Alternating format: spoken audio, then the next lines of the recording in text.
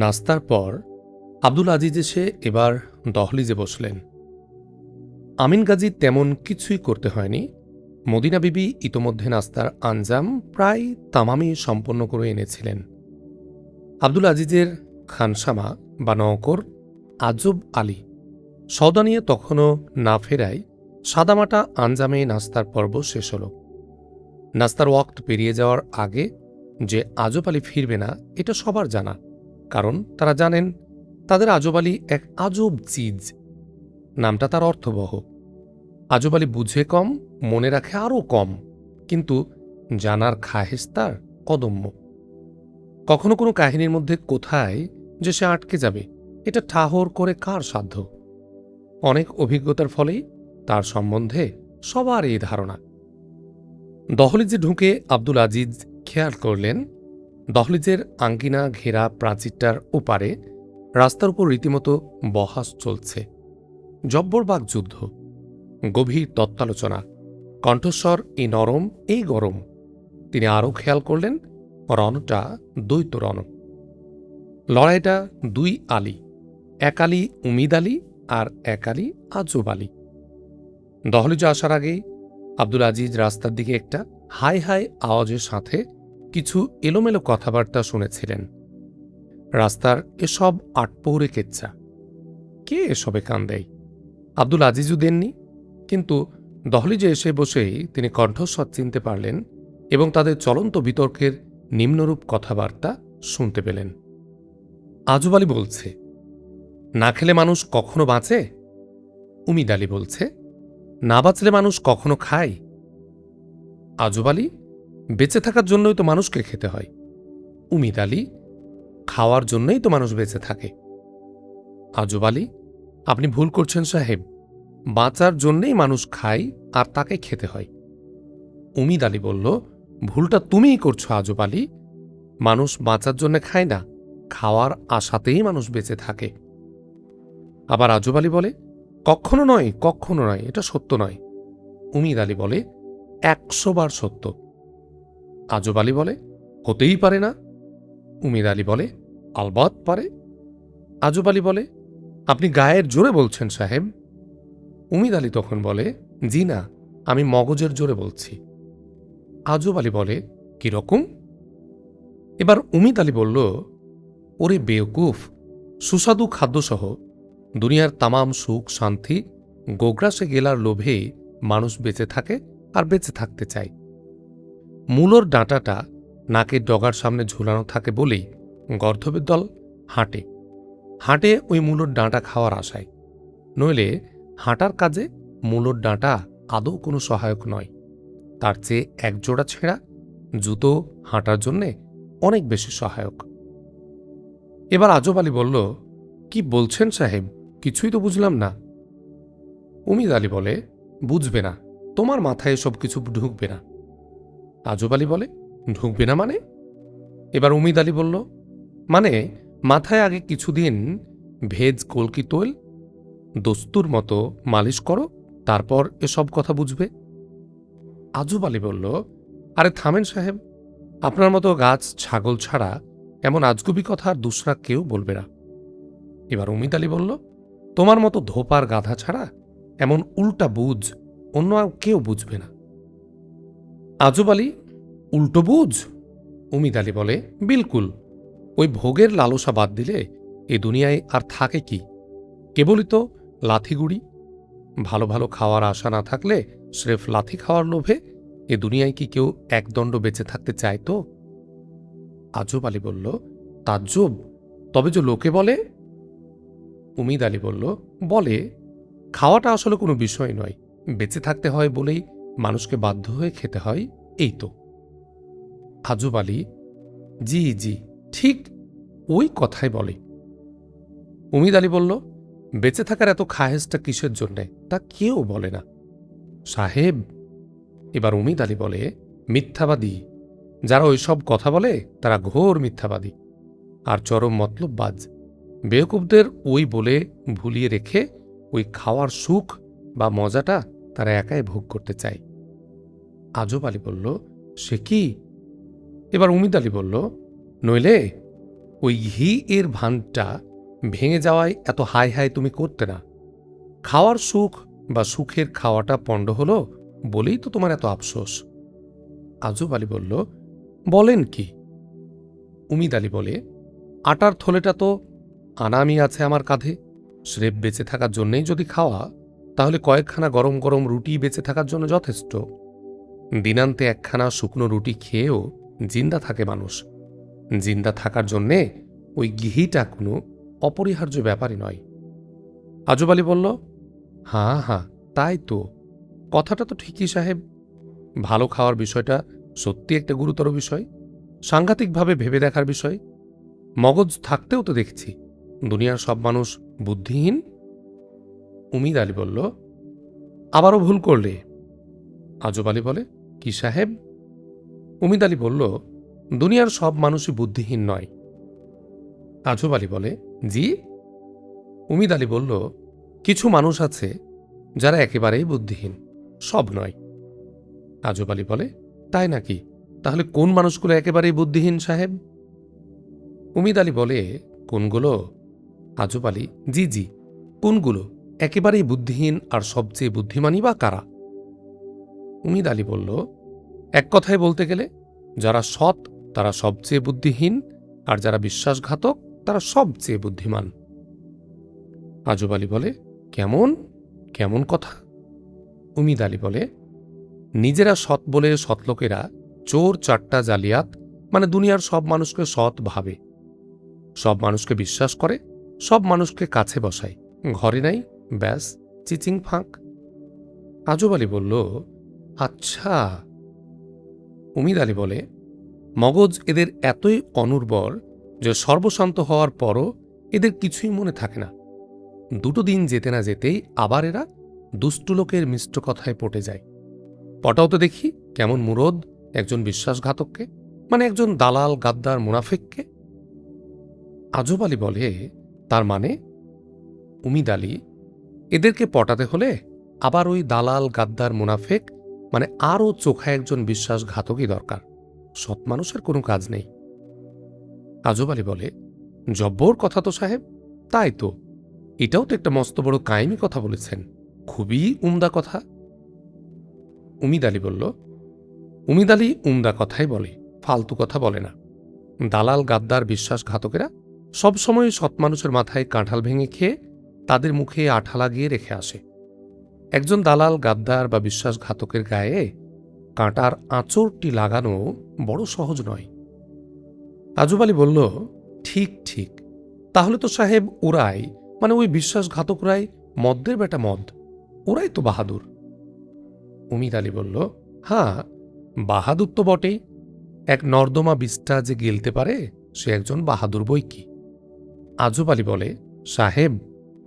উমিদ আলী বলল, বিলকুল বাহাদুর।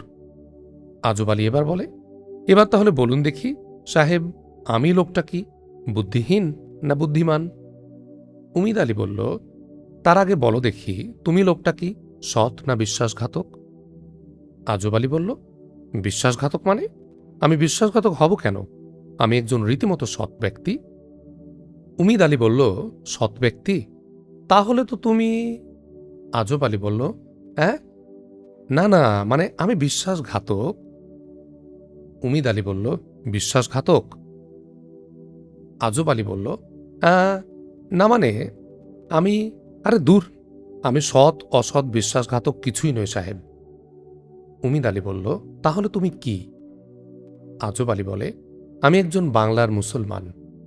উমিদ আলী বলল, তাহলে তুমি খাঁটি সোনার মতো একজন নিখাদ বুদ্ধিহীন। আজব আলী বলল, কেন কেন? মুসলমান নামধারী বাংলার সবাই কি সৎ ব্যক্তি যা আমি বাংলার মুসলমান বলে বুদ্ধিহীন হব? উমিদ আলী বলল, বাংলার মুসলমানেরা সৎ হোক আর দালাল গাদ্দার হোক সবাই বুদ্ধিহীন। আজব আলী বলল, যা আব্বা আব্বা, সে আবার কিরকম? উমিদ আলী বলে, যারা সৎ তারা ঘরে দালাল গাদ্দার পালবে, চোখে আঙ্গুল দিয়ে চিনিয়ে দিলেও তারা দালাল গাদ্দার অর্থাৎ বিশ্বাসঘাতকদের ঘর থেকে বের করে দেবে না, বরং বিশ্বাসঘাতকদের আরও জামাই আদরে ঘরের মধ্যে রেখে বাইরে যাবে লড়তে। ফলে চরম মুহূর্তে বাইরে থেকেও লাথি খাবে, ভেতর থেকেও লাথি খাবে। দুই দিক থেকে পেটে পিঠে সমানে লাথি খেয়ে পর্যন্ত পটল তুলে চিৎপটাং। আজব আলী বলল, এসব কি কথা সাহেব? উমিদ আলী বলল, এটাই আখেরি কথা। আজব আলী বলে, আখেরি কথা? উমিদ আলী বলে, একদম সার কথা। ওইভাবে তারা বংশানুক্রমে চিৎপটাং হবে।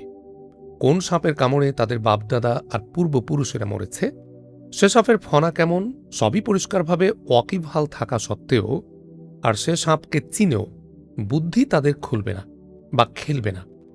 ওই সাপই তারাও দুধকলা দিয়ে পুষবে, আর ওই সাপের কামড় খেয়ে তারা চিৎপটাং হবে। আজব আলী বলে, সাহেব। উমিদ আলী বলল, ওদিকে আবার বাংলার মুসলমান নামধারী দালাল গাদ্দারেরাও মস্ত বড় বেয়াকুফ। বিশ্বাসঘাতক হয়েও তারা অকাট মূর্খ। আজব আলী, তার মানে? উমিদ আলী বলল, মুসলমান নামধারী গাদ্দারেরা এতই নির্বোধ যে অমুসলমানদের ভাড়াটে হয়ে মুসলমানদের নির্দেশে তারা নিজের ঘরে আগুন দেয়। কাজ আদায় করে নিয়ে তাদের অমুসলমান প্রভুরা পাছায় তাদের কড়া কড়া লাথি মেরে নর্দমায় ফেলে দেয়। এ ঘটনা 101টা ঘটা সত্ত্বেও আর তাদের তা জানা থাকা সত্ত্বেও তারা ফের ওদেরই ভাড়া খাটে। নির্বোধ আর কাকে বলে? আজব আলী বলল, উমিদ আলী বলল, বুঝেছ? আজব আলী বলল, না সাহেব। উমিদ আলী বলল, কি বোঝনি? আজব আলী বলল, একটুও না। উমিদ আলী বলল, বলো কি? আজব আলী বলে, বুঝব কি করে সাহেব? এসব ঘটনা কোথায় ঘটল, কে কোথায় চিৎপটাং হলো, কে পাছায় লাথি খেল, আমি তো এসব ঘটনা কোনোটাই দেখিনি। উমিদ আলী বলল, দীর্ঘদিন বেঁচে থাকো, তাহলে দেখার বরাত নির্ঘাত হবে। তবে এসব ঘটনা আগে ঘটেছে, পরেও ঘটবে, এরকম অনেক ঘটনার কথা ইতিহাসে আছে। আজব আলী বলে, ইতিহাসে আছে? উমিদ আলী বলল, অনেক আছে, আর পাতায় পাতায় আছে। আজব আলী বলল, তাহলে তারা ইতিহাস পড়ে না? উমিদ আলী বলল, না, বাংলার অধিকাংশ মুসলমানেরা তাদের নিজের ইতিহাস পড়ে না। আজব আলী বলে, কোন ইতিহাস পড়ে?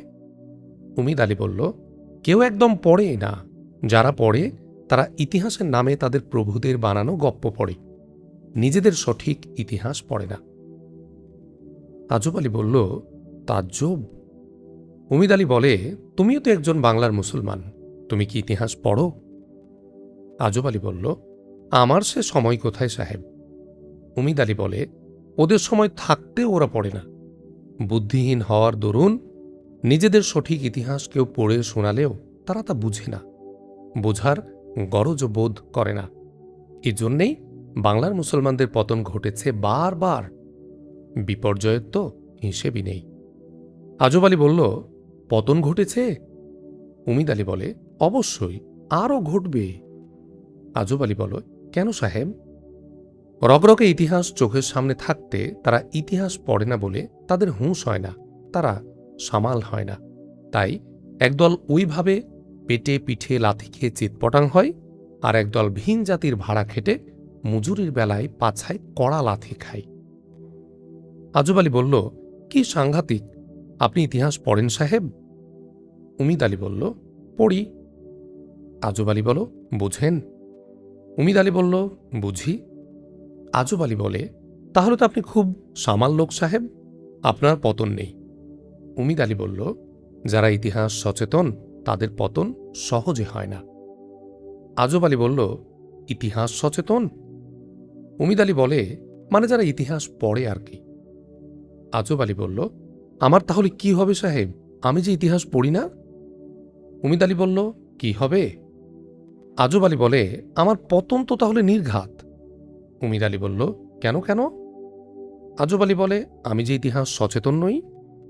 উমিদ আলী বলল, ও এই কথা, তা এখন থেকে ইতিহাস পড়তে শুরু করো, তাহলে আস্তে আস্তে ইতিহাস সচেতন হয়ে যাবে। আজব আলী বলে, ইতিহাস সচেতন হওয়াটা উমদা খুব কাজ, তাই নয় কি সাহেব? উমিদ আলী বলল, বহুত উমদা কাজ। আজব আলী বলে, তাহলে বাংলার ওই অধিকাংশ মুসলমানেরা এই উমদা কাজটা করে না কেন? উমিদ আলী বলল, তারা বুদ্ধিহীন বলে। আজব আলী বলে, ও আচ্ছা, তা সাহেব, এ বিশ্বে কোন দেশের লোক, কোন এলাকার লোক, মানে কোন জাতি সবচেয়ে বেশি ইতিহাস সচেতন? উমিদ আলী বলল, গো জাতি। আজব আলী বলল, গো জাতি মানে গরু? উমিদ আলী বলল, হ্যাঁ, গরু। আজব আলী বলে, গরুরা সবচেয়ে বেশি ইতিহাস সচেতন? উমিদ আলী বলল, সবচেয়ে বেশি। আজব আলী বলল, সে কি সাহেব? উমিদ আলী বলে, শোনো, একবার যদি কোনো দিন ঘরে ওদের আগুন লাগে, সে কথা ওরা জিন্দেগিতেও ভুলে না। আগুন তো দূরে কথা, আকাশে এক টুকরো সিঁদুরে মেঘ দেখলেই তাদের অতীতের কথা স্মরণ হয়, ইতিহাস মনে পড়ে যায়। আজব আলী বলে, কি সর্বনাশ! আপনি তো দেখছি মহাজ্ঞানী হুজুর, জবরদস্ত আলেম মানুষ আপনি সাহেব, মানে আপনি একজন ডাকের লোক, তল্লাটের সেরা আদমি। উমিদ আলী বলল, তাই? আজব আলী বলে, জি জি, জিন্দাবাদ আলেম হুজুর, জিন্দাবাদ কামেল হুজুর, জিন্দাবাদ খাস মকানের খাস হুজুর, জিন্দাবাদ জিন্দাবাদ। ইতোমধ্যে আব্দুল আজিজ বেগ বেরিয়ে এলেন, আর তিনি দহলিজে চুপচাপ বসে থাকতে পারলেন না।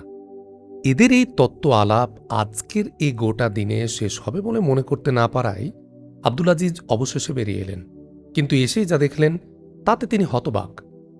উমিদ আলী দাঁড়িয়ে থেকে হো হো করে হাসছে, আর আজব আলী কাঁধের উপর এক হাতে আটা ভর্তি একটা মোটাসোটা থলে ধরে রেখে অন্য হাতে একটা ভাঙ্গা হাড়ির দড়ি লাগানো কাঁধা বা গলা লাফিয়ে লাফিয়ে উঠে ঊর্ধ্বমুখে ছুটছে আর জিন্দাবাদ জিন্দাবাদ আওয়াজ দিচ্ছে।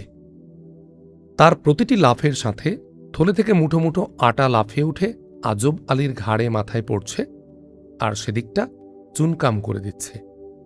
আজব আলী ঝোঁকের মাথায় খেয়াল করতে না পারলেও উমিদ আলী এই দৃশ্য দেখে হাসিতে লুটোপুটি খাচ্ছে। ঘটনাটা আগাগোড়াই হাস্যোদ্দীপক। আজব আলীর হাতের ওই দড়ি লাগানো হাঙ্গা ভাঁড়ির অংশ বা গলা কোনো মামুলি হাঁড়ির গলা নয়।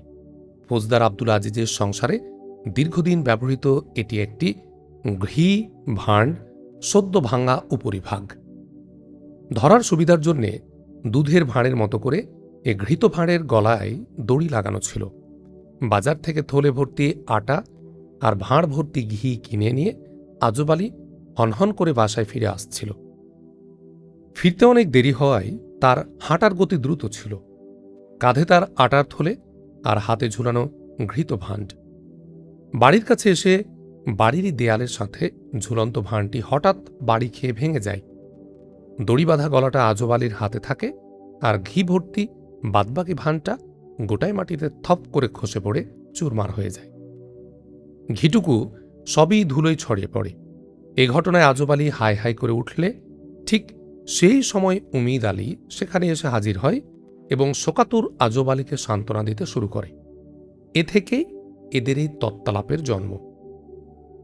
আব্দুল আজিজ এসে আরও দেখলেন, ভাণ্ডের গলাটাকে ঝান্ডা বানিয়ে আজব আলী যেখানে দাঁড়িয়ে জিন্দাবাদ আওয়াজ দিচ্ছে, তার একপাশে ভাঁড়টা কয়েক টুকরো হয়ে ইতস্তত ছড়িয়ে ছিটিয়ে আছে, আর পথের ধুলোয় পড়ে আছে থাবা থাবা ঘি।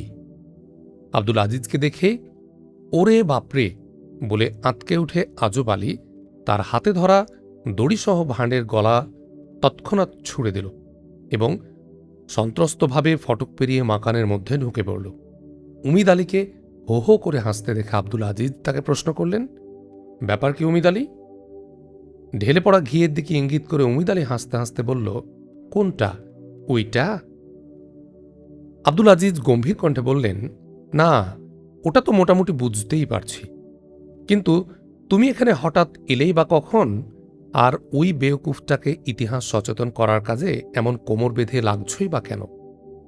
উমিদ আলী মুখের হাসি খাটো করে বলল, কি করব, তোমরা তো অধিক বুদ্ধিমান। ইতিহাসের জ্ঞান তোমাদের দরকার নেই, বা তোমরা তা নেবেও না। সে বিষয়ে এদের আগ্রহ অনেক তাজা। এদের মাথা মগজও তোমাদের চেয়ে অনেক বেশি পরিষ্কার।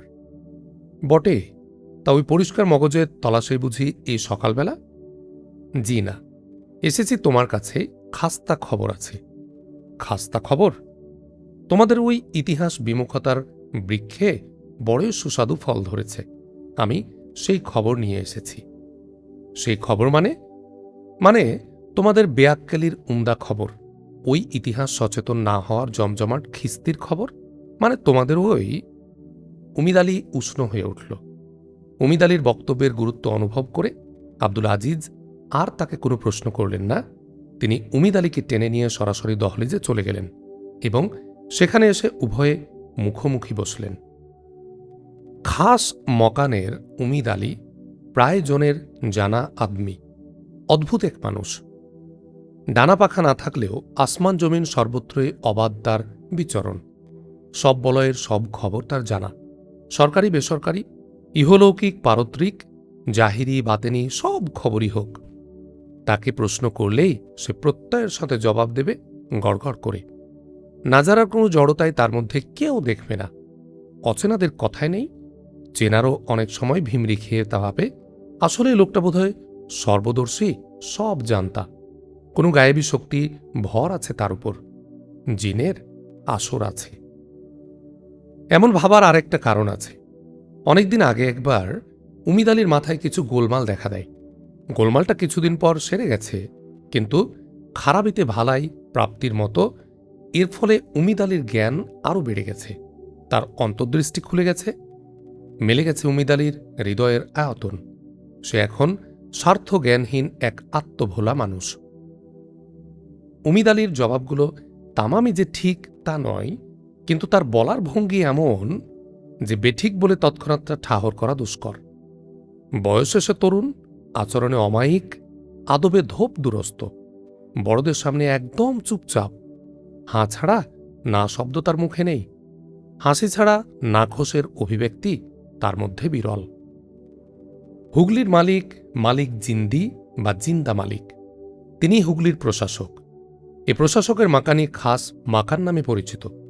উমিদ আলী এই জিন্দা মালিকের রিস্তেদার, সম্পর্কে মামাতো ভাই।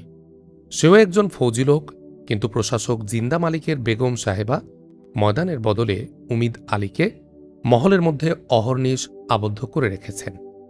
আদেশ ফরমায়েশ খাটারও এবং গৃহকর্ম করার এমন বিশ্বস্ত নৌকর উনি হাতছাড়া করতে রাজি নন। উমিদ আলীরও সব কিছুতে আচ্ছা। কোনো কিছুতেই উমিদ আলী না উম্মিদ নয়, বা কোনো কিছুতেই তার কাছে নাখোশের কোনো বিষয় নয়। একমাত্র দেশ আর জাতির স্বার্থের হেরফেরটাই সে হজম করতে পারে না। এখানে সে আপোষহীন, নইলে অন্যত্র সব দিকে সে আত্মভোলা। আর এ কারণেই বেগম সাহেবার মনোবাঞ্ছা নির্বিবাদেই পরিপূর্ণ হয়েছে। আব্দুল আজিজ এবং উমিদ আলী ফৌজে ঢোকেন একই সাথে, কিন্তু বেগম সাহেবার হস্তক্ষেপে উমিদ আলী আজও স্রেফ একজন সেপাই, তার কোনো পদোন্নতি হয়নি। উমিদ আলী যে খোদ জিন্দা মালিকের রিস্তেদার, অনেকখানি নিকট আত্মীয়, হুগলি এলাকার প্রায় লোকই তা জানে না। সবাই জানে উমিদ আলী খাস মকানের নওকর। উমিদ আলীকে দহলিজে এনে শান্তভাবে বসানোর পর আব্দুল আজিজ প্রশ্ন করলেন, কি ঘটনা দোস্ত, কি খবর এনেছ? জবাবে উমিদ আলী বলল, খবরটা তো বলতেই আমাকে দিচ্ছ না। খবর হলো তোমাদের তথাকথিত বন্ধুরা, মানে প্রিয়জনেরা, গতরাতে বেশ খানিক বানিয়েছে। আমাদের বন্ধুরা মানে? আরে ইংরেজ বণিকেরা, বিশেষ করে হুগলির ইংরেজ কুঠিয়ালরা, তারা বেশ ভালো বানানো বানিয়েছে। বানিয়েছে? ধুনেছে মানে দস্তুর মতো পিটেছে। কাদের? ওলন্দাজদের? আরে দূর, ওলন্দাজরা শক্ত মরদ। ওদের কিল খেয়ে ইংরেজদের পিঠ পাজর আজও ফুলে আছে। ৩ বার ওলন্দাজেরা ইংরেজদের ধুনেছে, ওরা পিটবে ওলন্দাজদের? তাহলে কাদের পিটেছে ইংরেজরা? তোমাদের পিটেছে। উমিদ আলী, তোমাদের শুল্ক আদায়কারীদের ধরে ওরা আচ্ছা মতো কিলিয়েছে। আব্দুল আজিজ বিভ্রান্ত কণ্ঠে বললেন, তার মানে? মানে ওরা পানি নেড়ে জোঁকের পরিমাণ দেখছে, এরপর তোমাদের পিঠেও কিল ফেলবে। আব্দুল আজিজ রুষ্ট কণ্ঠে বললেন, আহা, কি বাজে বকছ! বাজে হলে আর আমি কি করব বলো? সবই নসিবের লিখন। বসার জায়গা দিয়েছ, এখন শোবার জায়গা করে নেবে না বন্ধুরা? তাজ্জব! তো ঘটেছেটা কি? নয়া কিছুই নয়, সবই ওই সাবেক কেচ্ছা। কর শুল্ক কিছুই দেব না, বাণিজ্য করব। হিম্মত থাকলে ঠেকাও। এতদিন মুখে বলেছে, আজ কিল ফেলেছে। আব্দুল আজিজ সবিস্ময়ে বললেন, বলো কি, এত দূর? কি এত দূর? ওরা আমাদের গায়ে হাত তুলল, মানে এতটাই কি? উমিদ আলী বিরক্তির সাথে বলল, দেখো দোস্ত, এ খামাখাত তাজ্জব হওয়ার ভান করলে মেজাজটা আমি ধরে রাখতে পারি না। গায়ে হাত তোলা কেন? ওরা যে মাথায় একদিন লাথি মারবে, এটাকে কি আর অসম্ভব বলে ভাবার কোনো কারণ আছে? উমিদ আলী, ইংরেজরা কর শুল্ক কিছুই না দিয়ে বাণিজ্য করবে, এটা তো কোনো নয়া ঘটনা নয়। অনেক আগে থেকেই এটা স্পষ্ট হয়ে আছে। কর শুল্ক না দিয়েই ওরাও দেবে না, তোমরাও নেবে না, খামাখা ওই আদায়কারীদের এইভাবে আমরাও নেব না মানে? আবার ওই মেজাজের প্রশ্ন, দোস্ত থাক, এসব অপ্রিয় প্রসঙ্গ। না, থাকবে কেন? কি বলতে চাও তা বলো। কথা যখন তুলেছ তখন শেষ করো। বলবো কি, নিতে তোমরা পেরেছ তা কোনোদিন? কর শুল্ক কিস্তি মতো ওরা কোনোদিন দিয়েছে? না তোমরা তা আদায় করতে পেরেছ? ওলন্দাজ, পর্তুগিজ, দিনেমার তামাম বণিকেরা বছর উত্তীর্ণ হওয়ার আগেই নির্ধারিত বার্ষিক কর তো দিচ্ছেই, সে সাথে পণ্যের উপর হিসাব মতো শুল্কটাও নিজ গরজে পরিশোধ করে যাচ্ছে। ওদের কারো কাছে একটা পয়সা পাওনা নেই। আর এই ইংরেজরা, এই ইংরেজ কুঠিয়ালরা শুল্ক তো একটা পয়সাও দেয়নি। বার্ষিক ৩,০০০ টাকা মূল খাজনাও ওদের যুগ যুগ ধরে বাকি। এরপরও কথা বলো। আব্দুল আজিজ ঠেকে গেলেন। কথা তো বিলকুল সত্যি। তিনি নরম কণ্ঠে বললেন, খবর তো সব ঠিকই রেখেছ দোস্ত, খাসমাকানের লোক কিনা, চোখের সামনের ঘটনা। তবে একটা জিনিস তুমি কিন্তু বুঝতে পারছো না ইয়ার, গোটে একটা প্রশাসনের ঝামেলার মধ্যে এ বাকি বকেয়ার ঘটনা এমন কিছু মারাত্মক বিষয় নয়, নিতান্তই মামুলি ব্যাপার। উমিদ আলী ফুঁসে উঠল, বলল, মামুলি ব্যাপার? একটা কড়ি বাকি রেখে অন্য কোনো বণিকেরাই এদেশে একটা হপ্তা ব্যবসা করতে পারে না। আর এই ইংরেজরা হপ্তা, মাস, বছর নয়, এক যুগেরও অধিক কাল কোনো কর শুল্ক না দিয়ে পার পেয়ে যায় কিভাবে? বলো ইয়ার, এই ইংরেজরা কি এমন মায়ের পেটের ভাই আমাদের যে অন্যদের থেকে এদের আলাদাভাবে সুযোগ সুবিধে দিতে হবে? এদেশে বাণিজ্য করবে, এদেশের সম্পদ লুটবে, লাখ লাখ টাকা মুনাফা কামাবে, অথচ এদেশের সরকারকে এরা কর হিসেবে একটা পয়সাও দেবে না। এত সাহস কোথেকে আসে এদের? না মানে ওরা দেবে না তা তো বলছে না তো। তবে তবে সম্রাটের কাছে এক কথা, নবাবের কাছে আর এক কথা, শুল্ক দপ্তরে গিয়ে তৃতীয় কথা বলে দিব দিচ্ছির খেলটা খেলছে। হ্যাঁ, ব্যাপার অবশ্য কতকটা ওই রকমই দাঁড়িয়েছে। তবু তোমার বুঝে আসে না, এরা তোমাদের বন্ধু প্রতিম বিশ্বস্ত জীব। আব্দুল আজিজ হেসে বললেন, এ প্রশ্ন আমাকে কেন করছো ইয়ার? তোমার ভাই অর্থাৎ আমাদের প্রশাসক বাহাদুরকে করলেই তো অনেকটা কাজ হতো। ওরে বাপরে, সে মৌকা কি আছে? বলার তো আসল জায়গা প্রশাসকও নয়, নবাবও নয়, একদম সম্রাট। কিন্তু প্রশাসক, নবাব আর সম্রাট সবাই এরা এত উপরে থাকেন যে আমার মতো একটা সেপাইয়ের কথা তাদের কানে পৌঁছার কোনো মৌকাই নেই। আচ্ছা, দিলের বোঝাটা হালকা করার জন্য তোমাকে আমার বলা দোস্ত। আর তাছাড়া প্রশাসনে তুমি একজন গুরুত্বপূর্ণ ব্যক্তি, একটা লোককেও যদি হুঁশে আনতে পারি তার ফায়দাই বা কম কি? হুঁশে আনতে পারি মানে মানে বেহুঁশকে যদি হুঁশে আনতে পারি। আমি বেহুঁশ? স্রেফ তুমি কেন, আমি তো দেখছি এই প্রশাসনের উপরতলার প্রায় সব তোমরা বেহুঁশ। বটে, এদেশে বাণিজ্য করতে আসার পয়লা দিন থেকেই যারা আজ পর্যন্ত সমানে জালিয়াতির খেল খেলছে, যাদের মুখে কথার কানাকড়ি মূল্য নেই, তারা যে কি সাংঘাতিক জীব তা আজও তোমরা অনুমান করতে পারলে না? তোমাদের সবাই তোমরা ওই ইল্লতদের আজও কোলে করেই রাখলে। উমিদ আলী, যারা অসৎ আর প্রতারক, তারা যে কোনো সময় যে কোনো ধরনের বিশ্বাসঘাতকতা করবে, এটা কোনো আচানক কথা নয়। সেই ইখতিয়ার উদ্দিন মোহাম্মদ বিন বখতিয়ার খলজি থেকে শুরু করে আজ পর্যন্ত সে নজির দু একটি নয়, অসংখ্যবার সামনে এসে দাঁড়িয়েছে। এরপরও হুঁশ ফিরে না যাদের, ইতিহাসের কথা বললে তারাই ঠাট্টা করে আর সব জেনে শুনেও অবাক হবার ভান করে। উমিদ আলী মুখ ঘুরিয়ে নিল। এর কোনো বলিষ্ঠ জবাব আব্দুল আজিজের ছিল না, কারণ আব্দুল আজিজ নিজে না হলেও তার উপর ওয়ালারা সবাই যে এ ব্যাপারে উদাসীন, এই ইংরেজ কুঠিয়ালদের নিয়ন্ত্রণে আনতে যে সবাই তারা ব্যর্থতার পরিচয় দিচ্ছেন, এটা এক বর্ণও মিথ্যে নয়। তাই আব্দুল আজিজ আমতা আমতা করে বললেন, কথাটা তোমার অযৌক্তিক না হলেও এখানে সঠিক কার কি করার ছিল বলো। করার ছিল মানে? তালুই তালুই না করে শুরুতেই যদি ঘাড়ে ওদের ডান্ডা হাঁকাতে শক্ত, ওদের ওই শয়তানের ভূত তখনই বাপ বাপ করে ছুটে পালাত। এরপর হয় ওরা পাওনা গন্ডা গুনে দিয়ে তেজারতি করত, নয়তো লেজ খাপ করে ঘরে ফিরে চলে যেত। এত দুঃসাহস ওদের আর হতো না। উমিদ আলী, এখনো সময় আছে দোস্ত। শক্ত ছেঁকা দিয়ে হয় ওই আপদটাকে পোষ মানাও, নয় একদম লাথি মেরে গোহাল থেকে বের করে দাও। দুষ্টু এঁড়ের চেয়ে শূন্য গোয়াল অনেক ভালো। নীরব হয়ে কিছুক্ষণ বসে থাকার পর আব্দুল আজিজ নিশ্চিত কণ্ঠে বললেন, করতে কিছু পারি আর না পারি দোস্ত, আমি যে তোমার এই অনুভূতির একজন শক্ত সমর্থক তা তোমাকে জানিয়ে রাখছি। এ নিয়ে কোনো দ্বিধা আমার থাকবে না। ইয়ার, এবার ঘটনাটা খুলে বলো, কি নিয়ে আর কোথায় ঘটল ঘটনাটা? ঘটনাটা ঘটেছে ওই ঘাটের কিঞ্চিত ভাটিতে, মানে আমাদের ওই শুল্ক ঘাটিতে। তুমি তো জানোই, বকেয়া কর শোধ না করে একটা নৌকা মালও এই হুগলির কুঠিয়ালরা দেশের বাইরে নেবে না। নবাবের কাছে এই মর্মে ওয়াদা করে এসেছে। হ্যাঁ হ্যাঁ, সেটা তো জানি। ওদের ওয়াদা যে কচুপাতার পানির চেয়েও মিথ্যা, এইটে প্রমাণ করেছে এই হুগলির কুঠিয়াল জন ব্যায়াম। রাতের অন্ধকারে জন ব্যায়াম মালভর্তি বিশাল এক নৌবহর আমাদের ওই শুল্ক ঘাঁটি দিয়ে গতরাতে বালাসোরের দিকে গোপনে পাচার করার চেষ্টা করে।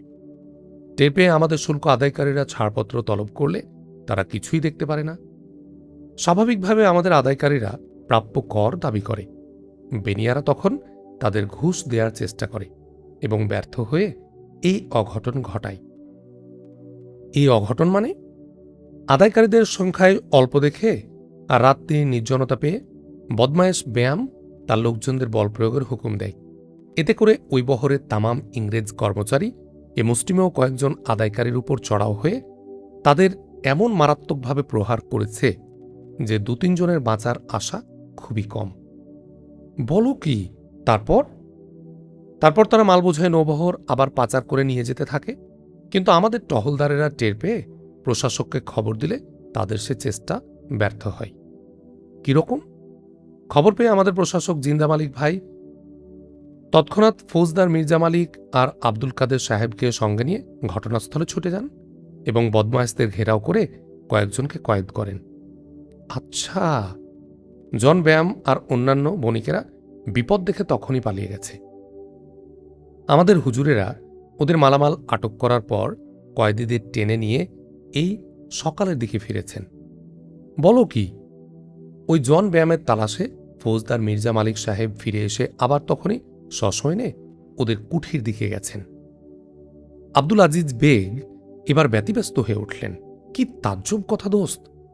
এত কাণ্ড এই রাতের মধ্যে ঘটে গেল আর আমি কিছুই টের পেলাম না বা কিছুই জানতে পারলাম না। পারতে, তুমি ছুটিতে না থাকলে আর ফৌজদার মির্জা মালিক এবং আব্দুল কাদের সাহেবকে হাতের কাছে পাওয়া না গেলে অবশ্যই তোমার ডাক পড়ত। আচ্ছা, এই তাহলে ঘটনা। তাই তো নদীর চলমান নৌকাগুলো তখন হঠাৎ চমকে উঠে তীরে ফিরে এসেছিল। নিশ্চয় এই গোলমালের খবরই তাহলে মাঝিরা তখন পেয়েছিল। হ্যাঁ, তাহলে তাই হবে। এখন বলো দোস্ত, আমার প্রতি কি হুজুরের কোনো হুকুম আছে? হুকুম কিছু নেই, তবে প্রশাসক সাহেব আমাকে বললেন আব্দুল আজিজকে খবরটা জানাও। খুব অসুবিধা না থাকলে সে এসে ঘটনাটা জেনে যাক। আজ বাদ জোহর কয়েদিদের বিচার হবে, সে সময় উপস্থিত হলে সে সব কিছুই জানতে পারবে। এসব বিষয় তার জেনে রাখা ভালো, তাই নাকি? আচ্ছা আচ্ছা, তেমন অসুবিধা না থাকলে বাদ জোহর চলে এসো দোস্ত। অবশ্যই অবশ্যই, তার বলতে। উমিদ আলী এবার উঠতে উঠতে বলল, অনেক দেরি হয়ে গেল আর আমার বসে থাকা ঠিক নয়। আব্দুল আজিজও উঠে দাঁড়িয়ে বললেন, এক্ষুনি যাবে? হ্যাঁ, যাই। যে কোনো সময় বড় হুজুরের তলব পড়তে পারে। তুমি অবশ্যই আসবে, কিন্তু এসব ব্যাপার ছাড়াও তোমার ওখানে হাজির হওয়ার আরও কিছু জরুরত আছে। বুঝতে না পেরে আব্দুল আজিজ বললেন, আরও কিছু জরুরত? উমিদ আলী ঈষৎ হেসে বললেন, আগে এসোই না ওখানে, এলেই বুঝতে পারবে। দোস্ত। ওই একইভাবে হেসে উমিদ আলী ফের বললেন, আরে ইয়ার, এ জিন্দেগির দায় কি স্রেফ একটা? এটা যে একাধিক।